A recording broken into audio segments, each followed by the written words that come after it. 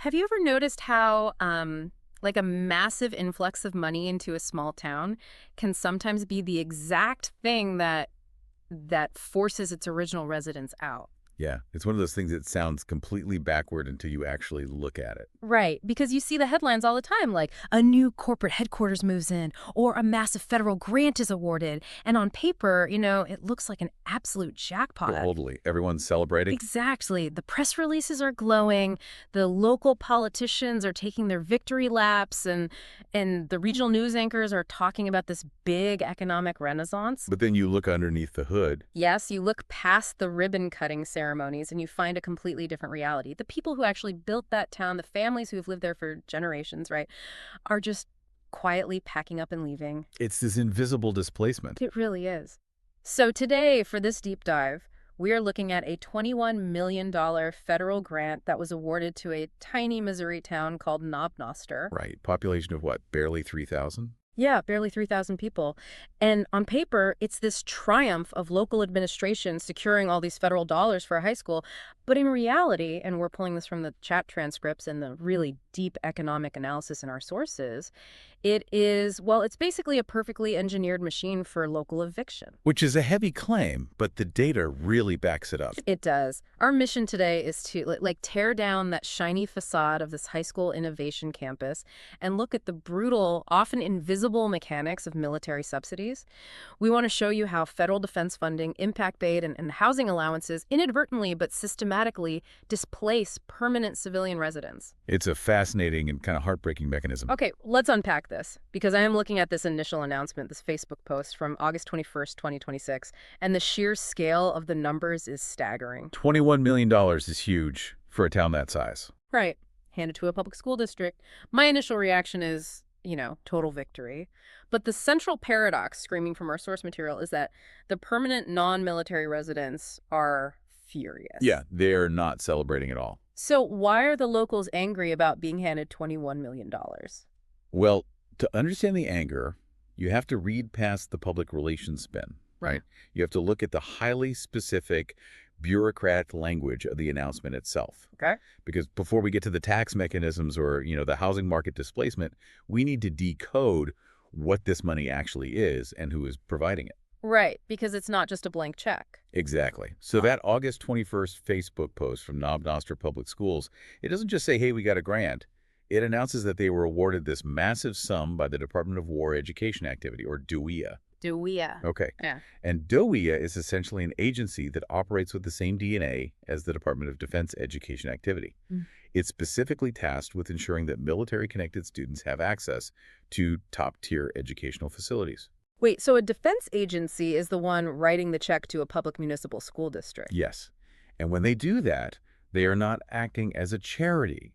They are acting as a strategic military planner. Okay, wow. That immediately changes the context. I mean, this isn't the Department of Education trying to boost rural literacy rates. This is literally a defense agency. Exactly. It's strategic infrastructure. And looking at the post, it explicitly states that this grant is to support something called let me read this, right? Timely facility investment for total force integration, or TF5 for TFI. Yeah, TFI for TFI. I read that phrase like 4 times, and it still sounds like someone put a military field manual into a blender with a corporate synergy seminar. It is incredibly dense jargon. It's designed to sound impressive while completely obscuring the underlying mechanics. But if we break those terms down, the federal strategy becomes crystal clear. Okay, let's break it down. What does that actually mean? Well, let's start with timely facility investment. In normal municipal government, you usually have reactive spending, right? Like when something breaks. Right. A boiler breaks in the middle of January, the high school freezes, and the town scrambles to pass an emergency bond to fix it. Yeah, pretty standard small town stuff. But timely facility investment is the military demanding proactive, future-proof spending. It means utilizing federal capital to completely overhaul the physical infrastructure. We're talking HVAC, roofing. HVAC, structural integrity, fiber optic networks. Doing it all before any of it degrades. They are basically eliminating the variable of municipal decay. So they're essentially fortifying the building. Fortifying is a great word for it. But what about total force integration? I mean, applying a phrase like that to a public high school is kind of unsettling. That sounds like a strategy for coordinating infantry battalions, not, organizing a sophomore biology class. I know, right? But the translation from military doctrine to public education is exactly what is happening here. In a military context, total force integration means breaking down the silos between active duty personnel, the National Guard, and the reserve forces. Okay, so combining them. Right. Instead of having separate command structures and redundant training facilities, you merge them into a single, seamless, highly efficient ecosystem. They share the same resources, the same simulators, the same hangars. Think of it like taking all of your full-time salaried employees, your freelance specialists, and your part-time consultants, and forcing them to share the same modernized, centralized office space to maximize efficiency. That analogy actually really helps. And applying that to Knob Noster makes sense when you look at the geography, right? Because the town is physically adjacent to Whiteman Air Force Base. Exactly. And our sources note that Whiteman is undergoing a massive expansion to support the new B-21 Raider stealth bomber mission. Yes, that is the linchpin of this entire grant. Roughly 70% of Knob Noster's student body is military connected. 70%. Right. So the Department of Defense is looking at this rural Missouri town and realizing that to attract the top-tier engineers, pilots, and cybersecurity specialists required for the B-21 Raider program, they need world-class domestic infrastructure. Because the military families assigned to Whiteman won't tolerate sending their kids to a crumbling rural high school. Exactly. They won't come. So Dow East steps in. They apply total force integration to the school district, turning it into an innovation campus packed with STEM labs, robotics arenas, aviation training hubs. Wow. It is a strategic federal investment in defense infrastructure masquerading as a community school update. I hear all of that, and it's fascinating, but, I'm still trying to find the villain in this scenario. Fair enough. Because if I put myself in the shoes of a local civilian parent, say I work at a regional bank or I run a local agriculture supply store, my kid still gets to walk through the doors of that high school, right? They do, yes. My kid gets to use state-of-the-art cyber lab that our small town's tax base could never, ever afford on its own. They get access to $36 million worth of infrastructure for essentially pennies on the dollar. Right. It seems like a win-win. So what does this all mean for the friction in the town? Where is the catch that has the locals so up in arms? The catch is hidden in that phrase you just used. Yeah. Pennies on the dollar. Because those pennies require a legal blood oath from the local taxpayers. A blood oath? Well, a financial one. To understand the trap, we have to look at how federal matching grants actually function. The government rarely, if ever, covers 100% of a massive infrastructure project. Right, they want to see local buy-in. Exactly. They require what they call local skin in the game. The matching funds. Yes. And the analytical breakdown mentions that securing this $21 million grant required years of preparation, like building a track record with smaller grants, and ultimately committing the local community to cover roughly 7 to 20% of the total project costs. And in a town of just a few thousand people, covering 20% of a multi-million-dollar expansion requires raising the local property tax levy. Oh, I see. But that local match is just the tip of the iceberg. The real friction, the absolute core of the civilian anger, is rooted in a federal mechanism called impact aid. Okay, impact aid. This is where the sources get really dense, so let's walk through the mechanics of this carefully. Let's do it. So Whiteman Air Force Base is federal land. Therefore, the federal government does not pay a single cent of local Johnson County property taxes on that land, right? Or on the housing unit situated on the base. Correct.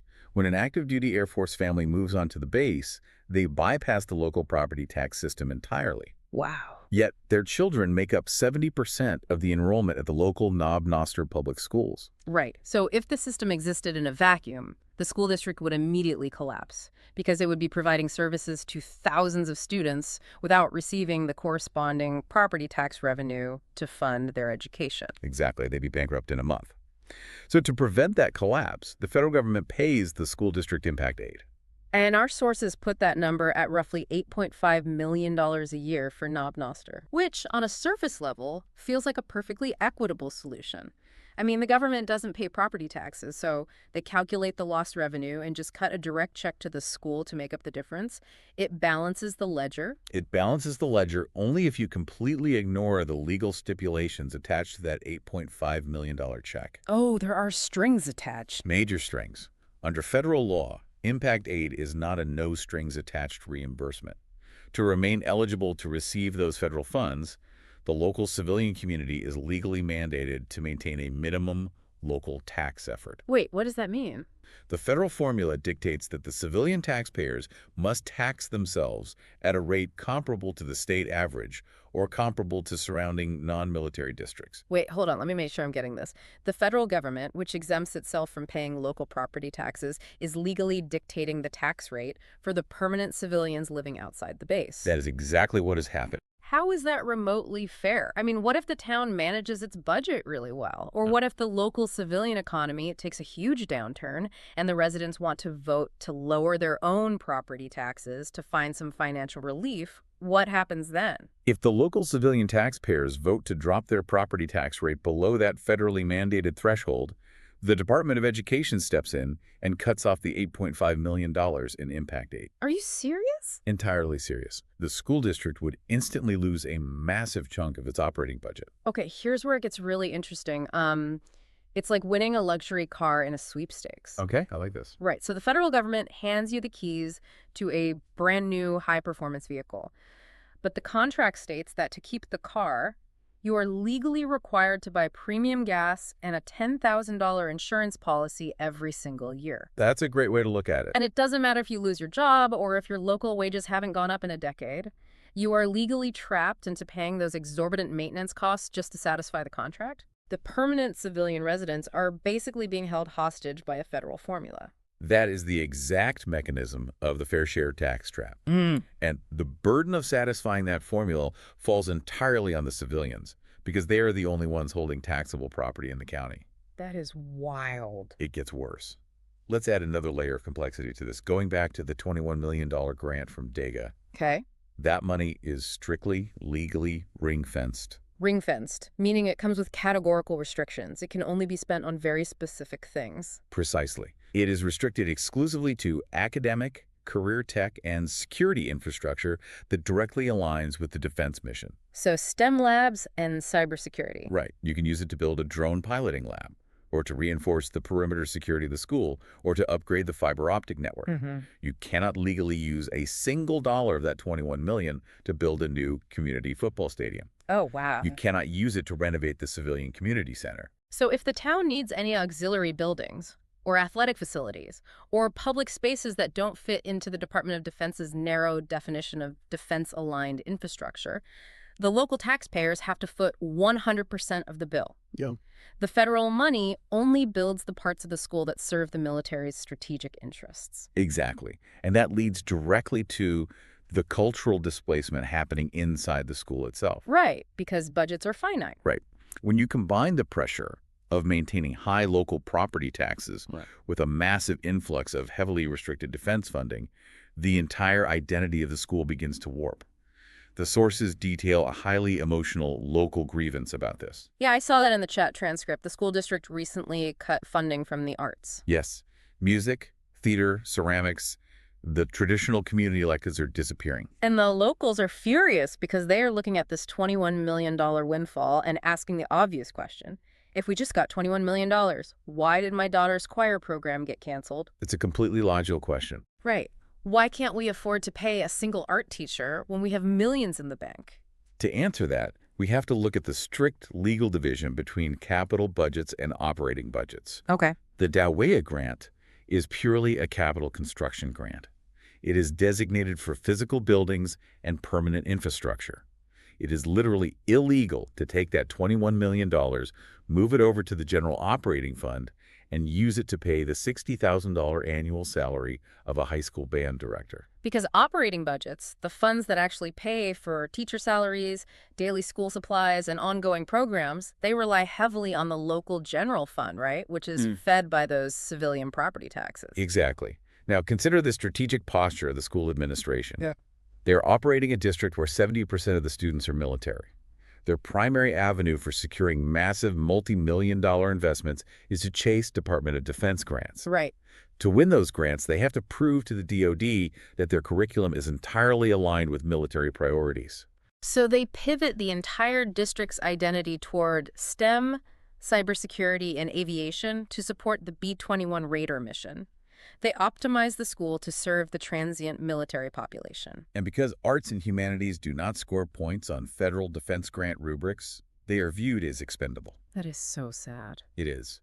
When the general operating budget gets tight, perhaps because the local civilians are tapped out and refuse to pass yet another supplementary tax levy, the administration has to make cuts. And they can't cut the STEM stuff. Right. The defense-aligned STEM programs are protected by their association with the federal grants. So the arts programs, which rely entirely on local funding, are the first on the chopping block. Man, put yourself in the shoes of a local parent in this town for a second. It's a tough spot. You weren't stationed at Whiteman. You grew up in Knob Noster. Your family has deep roots here. Your kids aren't planning to go into aerospace engineering. They want to paint, or they want to perform in the school play. And you are paying higher property taxes than your parents ever did, specifically because you are legally mandated to keep up with the federal impact aid formulas. But despite paying more, the cultural soul of your community school is being stripped away. Stripped away to fund something else. Exactly. The school is essentially being built and optimized for someone else's kids, and you are being handed the bill for the privilege. It creates a profound feeling of cultural eviction. And the strategic pressure this puts on the local civilians is borderline coercive. Coercive how? Well, to get those arts programs back, the school district essentially forces the civilian base into a corner. They point to the canceled theater program and tell the local taxpayers, hey, if you want these cultural touchstones back for your children, you have to vote to raise your own property taxes again to boost the general operating fund. Oh, wow. So they hold the community's culture hostage. Effectively, yes. You either vote to increase your own financial burden or you watch the traditions of your hometown disappear forever. It's an impossible choice. It really is. But as devastating as that curriculum squeeze is, the sources point out that it is merely a symptom of a much larger economic disease. Oh, absolutely. The displacement happening in the school's budget is mirroring a literal physical displacement happening in the town's housing market.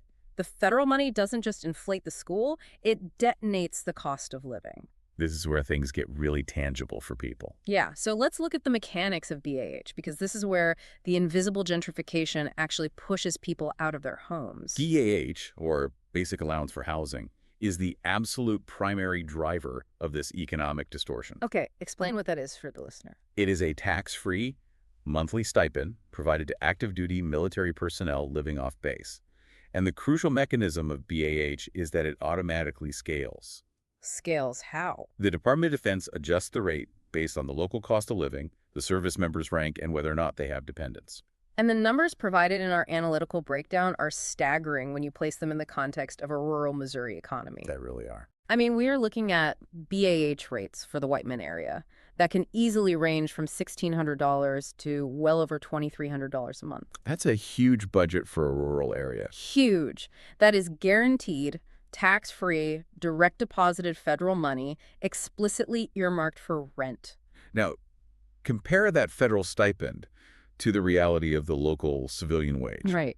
A permanent resident working in, say, local retail, regional agriculture, or a local trade might take home $3,000 or $4,000 a month total.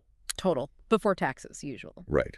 Based on standard financial advice to spend roughly a third of your income on housing, that civilian family has a housing budget of maybe $800 to $1,000 a month. That is a massive chasm. And unlike the federal BAH rate, the local civilians' wages do not automatically adjust upward just because the Department of Defense decided to increase the housing allowance. Yeah, they certainly do not. So let's play out the scenario. Say I am a landlord in Knob Noster. I own a modest 3-bedroom starter home.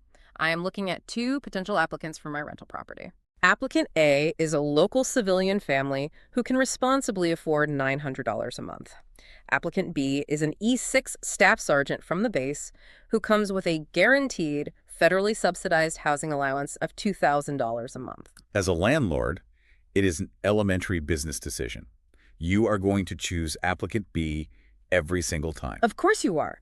Not only can they pay more, but the risk of default is virtually zero because the rent is backed by the United States government. But the systemic issue isn't just one landlord making one rational choice. It's what happens when every landlord in the town realizes they can tap into that federal pipeline. Exactly. When the entire local real estate market recognizes the existence of this guaranteed federal money, they adjust their pricing models. Landlords naturally raise the rent on every available unit in town to match the exact maximum BAH rate. Oh, wow. They establish what economists call a BAH floor. A BAH floor, meaning the lowest possible price for a rental property is no longer dictated by the local median wage, but by the bottom tier of the federal military housing allowance. Yes. The market completely detaches from the local civilian economy. So a two-bedroom apartment that might naturally command $700 based on local rural wages is suddenly repriced at $1,600. Simply because the landlords know the military tenants can pay it without blinking. It's like planting a highly aggressive, genetically modified oak tree in a small community garden. Oh, I like that visual. Right. Like, yes, the tree is massive and is heavily funded, but its root system is entirely suffocating the local ecosystem. The local civilian, the mechanic, the grocery store manager, the bank teller, is instantly priced out of their own neighborhood. They just can't compete. They can't compete with a tenant whose wallet is subsidized by $1 trillion defense budget. And this forces a very real geographic eviction. When the BAH floor prices the civilians out of Knob Noster, they don't just vanish. They have to move. Right, they have to live somewhere. Our sources detail how the permanent local workforce is forced to migrate further and further away from the town center just to find affordable housing.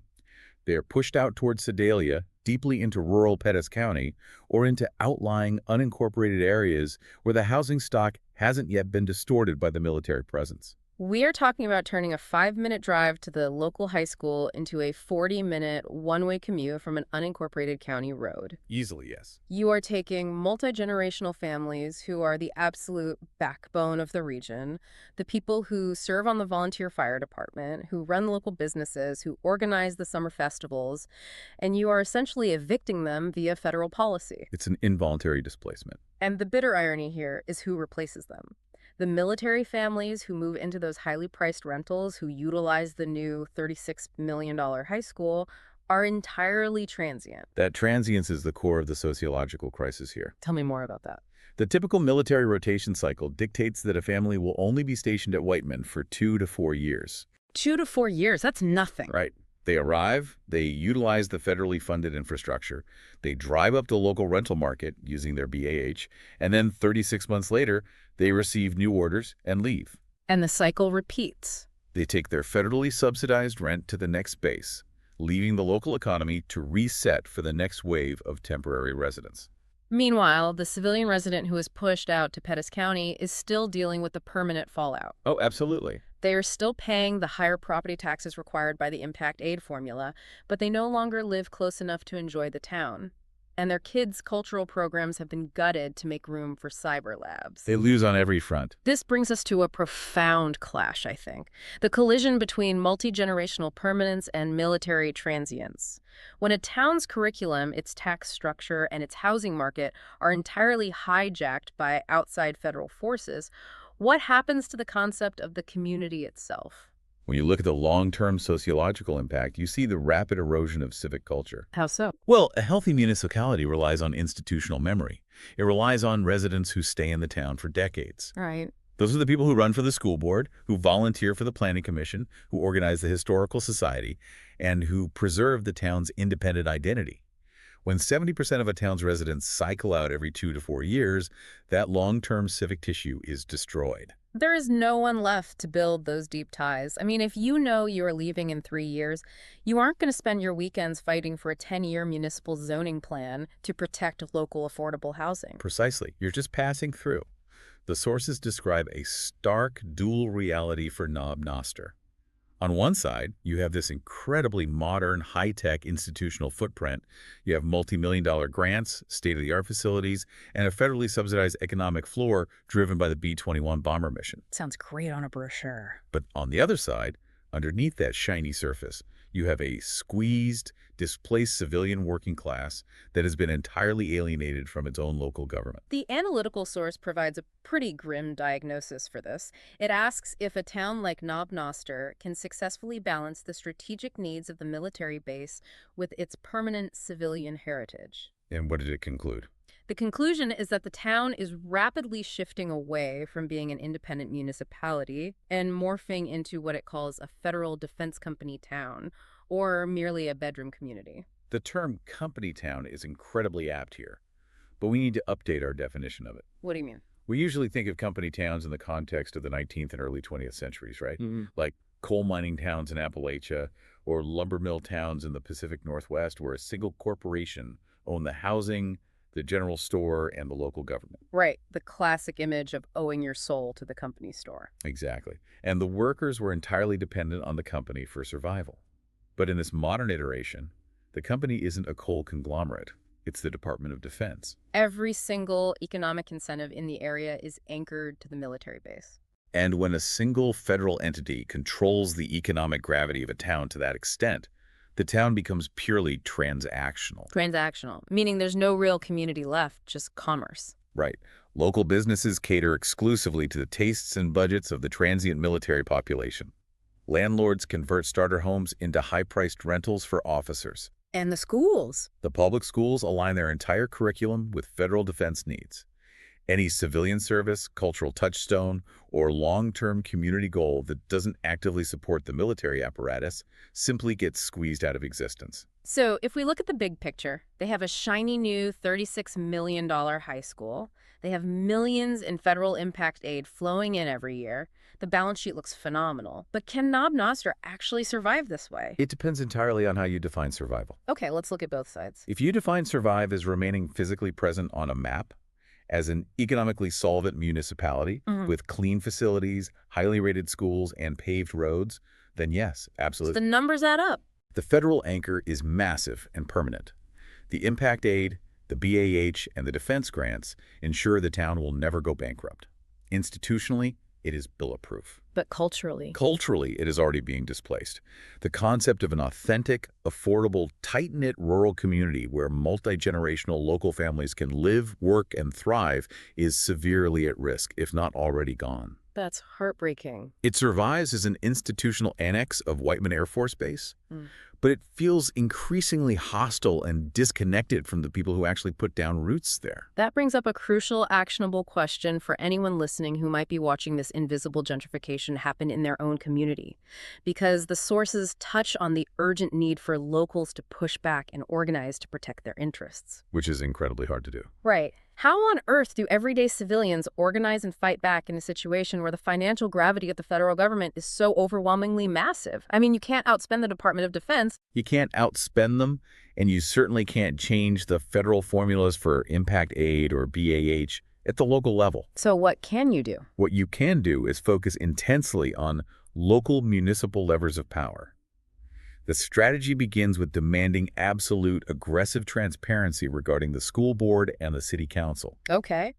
Because the federal grants are strictly regulated, the only place locals actually have a voice is in how the local matching funds and the unrestricted general operating budgets are spent. So it's about collective bargaining at the municipal level. Exactly. If the school board comes to the town and says, hey, we need you to vote to raise the tax levies so we can secure this $21 million federal grant, the civilian organizers have to realize that they hold a piece of leverage in that exact moment. That is the moment to act. The civilian taxpayers must demand a legally binding commitment from the local leadership. What should they say? They have to say, we will approve this local tax match, but only if you legally ring-fence a specific percentage of our local general fund to permanently protect the arts, the humanities, and the community spaces that our civilian children rely on. It's about refusing to write a blank check. Exactly. But how do you change the narrative when the town hall meetings are completely dominated by the sheer excitement of a multi-million-dollar windfall? It's hard to be the one person saying, wait, stop. You have to amplify the voices of the long-term residents and force the human cost into the public record. Make it personal. Right. When the local politicians are taking their victory laps about the new STEM lab, The multi-generational civilian families need to be at that microphone testifying about the housing crisis. Yes. They need to stand up and explain how the BEH market distortion forced their children to move to an unincorporated county road just to afford rent. They need to put a human face on the geographic displacement. You have to break the inherent assumption that more federal money automatically equals a healthier town.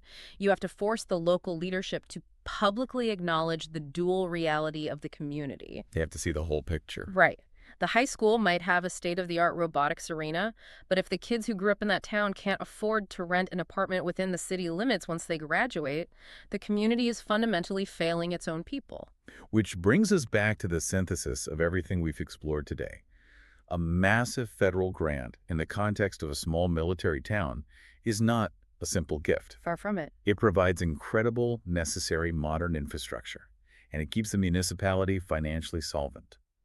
But the hidden mechanics that accompany that money, the impact aid tax requirements that hold local levies hostage, the categorical restrictions that gut cultural programs, and the BAH housing subsidies that establish an artificial floor on the cost of living, they all combine into something toxic. They essentially force local civilians to fund their own cultural and geographic displacement. It is a perfectly engineered system where the locals are legislatively required to pay for their own eviction. It is fascinating, and honestly a little terrifying once you see how all the economic gears turn together. It really changes your perspective. And this fundamentally changes how you should consume information.